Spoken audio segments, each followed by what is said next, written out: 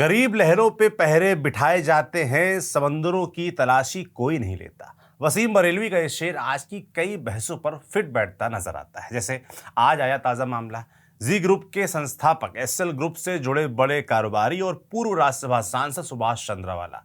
खबर यह है कि सुभाष चंद्रा से जुड़ी कंपनियों और उनकी दी गई व्यक्तिगत गारंटीज के बदले जो 22,000 करोड़ रुपए वसूले जाने थे, उनके बदले एनसीएलटी यानी नेशनल कंपनी लॉ ट्रिब्यूनल ने 6.5 करोड़ रुपए के सेटलमेंट को मंजूरी दे दी। यानी 22,000 करोड़ रुपए से ज्यादा की देनदारी में 6.5 करोड़ रुपए सेटलमेंट अमाउंट तय हुआ है। माने करीब 99.97% रकम वापस नहीं आएगी, ऐसा माना जा सकता है। अब इसे आप कर्ज माफी कह लें, सेटलमेंट कह लें या दिवाला प्रक्रिया का नतीजा कहें, आम आदमी के लिए सवाल बहुत सीधा है, सपाट एकदम। 22,006 करोड़ जितना बड़ा कर्ज था और आखिर में वापस 6.5 करोड़ ही क्यों आया? जितनी सख्ती लोन खींचने में आम आदमी के साथ की जाती है, पाई पाई वसूलने के लिए रिकवरी एजेंट से लेकर कोर्ट कचहरी के चक्कर लगवाए जाते हैं, वैसा अनुभव बड़े कर्जदारों को क्यों नहीं मिलता? बहस इस सवाल पर होनी चाहिए। यही सब देखते हुए सवाल सिर्फ सुभाष चंद्रा का नहीं है, ना उनके लोन का है, सवाल उस व्यवस्था का है जहां छोटे कर्जदार और बड़े कर्जदार के लिए रास्ते इतने अलग दिखाई देते हैं। आज इसी पर विस्तार से बात करेंगे, क्योंकि मामला इतना आसान है नहीं जितना दिख रहा है। समझाते हैं आपको सब। नमस्ते, मेरा नाम सौरभ त्रिपाठी है, आप न्यूज पिंच देख रहे हैं। अब पहले समझते हैं कि पूरा मामला क्या है। सुभाष चंद्रा ने एसएल ग्रुप से जुड़ी कंपनियों के लिए कई कर्जों में व्यक्तिगत गारंटी दी थी। माने अगर कंपनी कर्ज नहीं चुका पाती है तो तय कानूनी प्रक्रिया के तहत गारंटी देने वाले व्यक्ति से भी पैसा वसूलने की कोशिश की जा सकती है। कंपनियों पर कर्ज फंसा, बैंकों और वित्तीय संस्थानों का पैसा अटक गया और मामला आगे बढ़ते बढ़ते सुभाष चंद्रा की व्यक्तिगत दिवाला प्रक्रिया तक पहुंच गया। इंडियाबुल्स हाउसिंग फाइनेंस ने 2022 में उनके खिलाफ दिवाला प्रक्रिया शुरू करने के लिए एनसीएलटी का दरवाजा खटखटाया था। मामला विवेक इंफ्राकॉन के 170 करोड़ के लोन का था, जिसमें चंद्रा गारंटी लिए हुए थे। सुप्रीम कोर्ट की कार्रवाई के बाद अप्रैल 2024 में सुभाष चंद्रा को व्यक्तिगत दिवाला समाधान प्रक्रिया में ले लिया गया। इसके बाद उनकी संपत्ति और उससे वास्तव में कितनी वसूली हो सकती है, इसका आकलन हुआ। फिर एक सेटलमेंट प्लान सामने आया जिसमें कुल 6.5 करोड़ रुपए देने की बात सामने आई।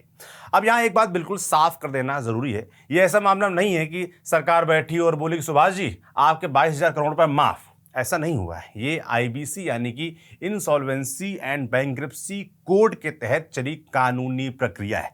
इसमें देखा जाता है कि कर्जदार के पास वास्तव में कितनी संपत्ति है, उससे कितना पैसा वसूला जा सकता है और अगर मामला आगे बढ़ता है तो लेनदारों को उससे ज्यादा पैसा मिलने की उम्मीद है या नहीं। इसी आधार पर सेटलमेंट प्लान बनाया जाता है और इस मामले में भी बनाया गया। फिर इस प्लान पर कर्ज देने वाले लेनदारों ने वोट किया। करीब 80.81% वोटिंग हिस्सेदारी वाले लेनदारों ने इसके पक्ष में वोट किया, यानी जरूरी बहुमत मिल गया। इसके बाद एनसीएलटी ने भी प्लान को मंजूरी दे दी। लेकिन सभी लेनदार कैसे खुश थे? ऐसा भी नहीं है। LIC housing finance, HDFC bank, axis bank, Canara bank, RBL bank, IDBI bank और यूनियन बैंक जैसे बड़े लेनदारों ने इसका विरोध भी किया। अभी जब हम ये वीडियो रिकॉर्ड कर रहे हैं तभी मीडिया रिपोर्ट्स में बताया गया है कि एचडीएफसी बैंक इस फैसले को एनसीएलटी में चुनौती देने पर विचार कर रही है। बैंक का कहना है कि एनसीएलटी के इस फैसले के बाद उसे अपने कुल बकाया का सिर्फ करीब 3.2% ही वापस मिलेगा। अब बात एलआईसी हाउसिंग फाइनेंस की कर लेते हैं। मीडिया रिपोर्ट्स के मुताबिक इसका सुभाष चंद्रा से करीब 1322 करोड़ रुपए का कर्ज जुड़ा हुआ था, लेकिन इस सेटलमेंट में उसे करीब 38 लाख रुपए ही मिल रहे।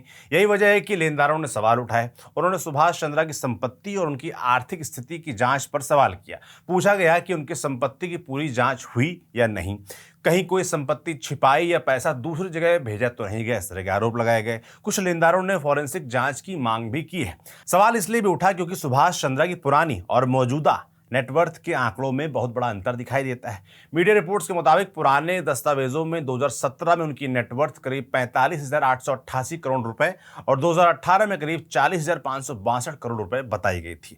वहीं अब उनकी घोषित नेटवर्थ करीब 31.79 करोड़ रुपए बताई गई है। लेकिन एनसीएलटी ने कहा कि सिर्फ इस अंतर से यह साबित नहीं होता कि संपत्ति छिपाई गई या पैसा कहीं और भेजा गया।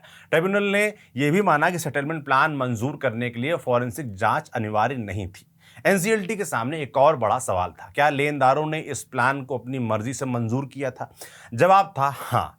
करीब 80.81% वोटिंग हिस्सेदारी लेने वाले जो लेनदार थे उन्होंने इसके पक्ष में वोट किया था। एनसीएलटी ने माना कि अगर लेनदार कानून के मुताबिक वोट करके किसी योजना को मंजूरी दे चुके हैं तो ट्रिब्यूनल आमतौर पर उनकी कारोबारी समझ यानी कमर्शियल विजडम की जगह अपना फैसला नहीं रख सकता।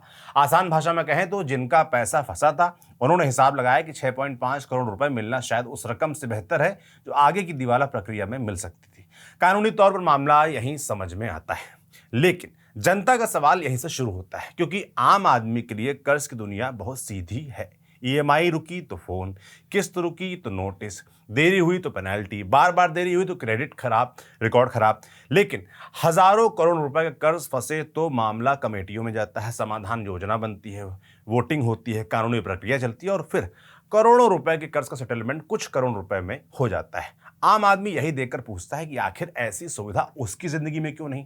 ऐसा नहीं है कि आम आदमी के लिए कुछ भी नहीं है वन टाइम सेटलमेंट योजनाएं चलती हैं, लोक अदालतें हैं, किसानों की कर्ज माफी भी सरकारें अक्सर करती रहती है, मगर क्या वो इतनी स्मूथ होती है? इतनी आसानी से क्या आम आदमी को छूट मिल जाती है?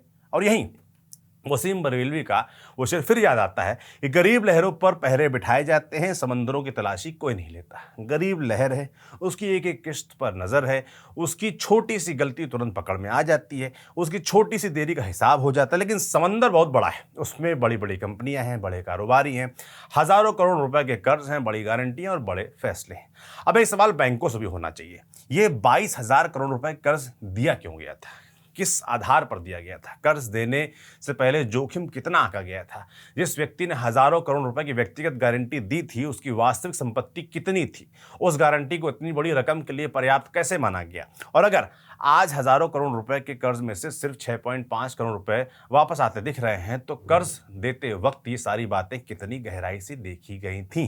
क्योंकि कर्ज लेने वाला एक आदमी हो सकता है, लेकिन हजारों करोड़ रुपए का कर्ज देने का फैसला एक पूरी व्यवस्था करती है। बैंक के अधिकारी होते हैं, जोखिम का आकलन होता है, कागज होते हैं, गारंटी होती है, संपत्ति का हिसाब होता है।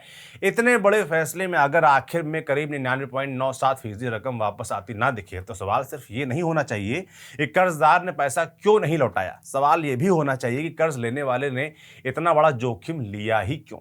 बैंकिंग की भाषा में इसे हेयर कट कहते हैं। नाम बड़ा प्यारा है, हेयर कट, सुनकर लगता है जैसे बाल कट रहे हों, लेकिन यहां बाल नहीं कटे, बकाया रकम का बड़ा हिस्सा कट गया।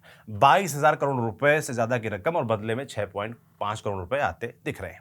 अगर सिर्फ इन दोनों आंकड़ों की तुलना करें तो रिकवरी बेहद छोटी दिखाई देती है। वैसे इस मामले पर विजय माल्या की भी प्रतिक्रिया आई है। उन्होंने सुभाष चंद्रा को बधाई देते हुए अपने मामले में हुई वसूली का जिक्र किया और भारतीय कर्ज समाधान व्यवस्था पर सवाल उठाए। तंज किया कि उनसे तो कर्ज से ज्यादा वसूला गया है, जबकि यहाँ मामूली रकम पर छूट।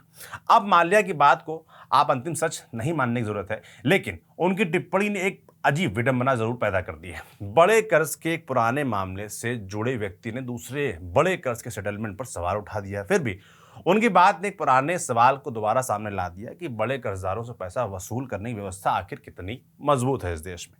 क्योंकि आखिर में सवाल ये नहीं है कि हर बड़े कारोबारी को जेल भेज दिया जाए, सवाल ये भी नहीं है कि हर कर्ज माफ कर दिया जाए। कारोबार में नुकसान हो सकता है, बड़े कारोबारी बड़ी रिस्क भी लेते हैं, कंपनी डूब सकती है, कर्ज फंस सकता है। दिवाला कानून इसलिए है कि ऐसे मामलों का कानूनी समाधान निकाला जा सके। लेकिन जहां 22,000 करोड़ रुपए का कर्ज हो वहां सवाल भी उतने ही बड़े होने चाहिए, स्क्रूटनी भी उतनी ही बड़ी होनी चाहिए। सवाल शायद ये नहीं कि बड़े कर्जदार को कानून ने राहत क्यों दी, सवाल ये है कि छोटे कर्जदार के लिए राहत का रास्ता इतना मुश्किल क्यों होता है। फिर कर्जदार छोटा हो या बड़ा, मजबूरी छोटी हो या बड़ी, कानून की नज़र में इंसाफ का तराजू एक जैसा होना चाहिए और जवाबदेही भी। क्योंकि गरीब लहरों पर पहरा लगाना आसान है, उसकी ईएमआई गिनना आसान है, उसकी देरी पकड़ना आसान है। मुश्किल काम जानते हैं क्या है? समंदर में उतरना। आपकी इस पूरे मुद्दे पर, मामले पर क्या राय है? कमेंट बॉक्स में लिखकर जरूर बताएं। आपके लिए वीडियो की स्क्रिप्टिंग की थी हमारे साथी खुशबू ने। मेरा नाम सौरभ त्रिपाठी है, कैमरे के पीछे अनुराग। देखते रहिए न्यूज़ पिंच। शुक्रिया।